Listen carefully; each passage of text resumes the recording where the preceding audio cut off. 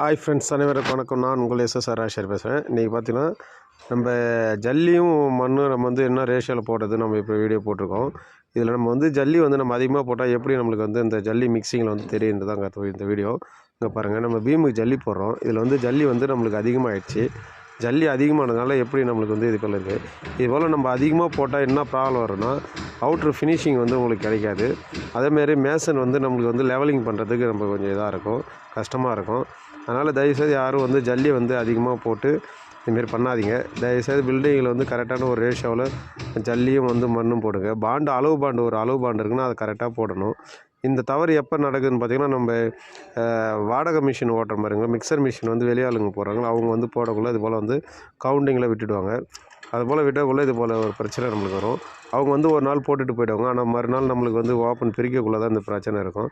அதனால் தயவுசெய்து யாரும் இது போல் போடாதீங்க. அதை பற்றி தான் அந்த வீடியோ. இது நம்ம நண்பர் ஒரு பில்டிங்கில் இது போல் நடந்துச்சு. இதுக்கு உண்டான சொல்யூஷன் தான் நம்மளுக்கு கேட்டிருக்காரு. இதுக்கு நம்ம என்ன பண்ணியிருக்கோம்னா, நம்ம இதை இப்போ ஓப்பன் பண்ணி பிரிச்சுட்டு டச்சப் பண்ணுறது தான் இதை சொல்லியிருக்கோம். நம்மளுக்கு இது நம்ம இது போல் வந்துச்சுன்னா உங்களுக்கு எத்தனையோ நம்ம வீடியோ போட்டிருக்கோம்.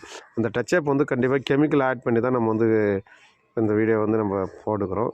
கெமிக்கல் ஆட் பண்ணி தான் நம்ம சைடில் டச்சப் பண்ணணும். தயவுசெய்து இது போல் நீங்களும் இந்த தவறுகள் பண்ணாது. நீங்களும் இந்த வீடு கட்டியிருந்தீங்களா இது போல் தவறுகள் பண்ணால் கண்டிப்பாக கவுண்டிங் கரெக்டாக பண்ணி போடுங்க.